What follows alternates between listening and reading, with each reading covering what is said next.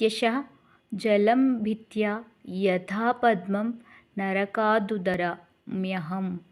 హే కృష్ణ కృష్ణ అని ప్రతిదినము నన్ను స్మరించేవారిని పద్మము జలాన్ని ఛేదించుకొని పైకి వచ్చినట్లుగా నరకం నుండి వెడలించి ఉద్ధరిస్తాను.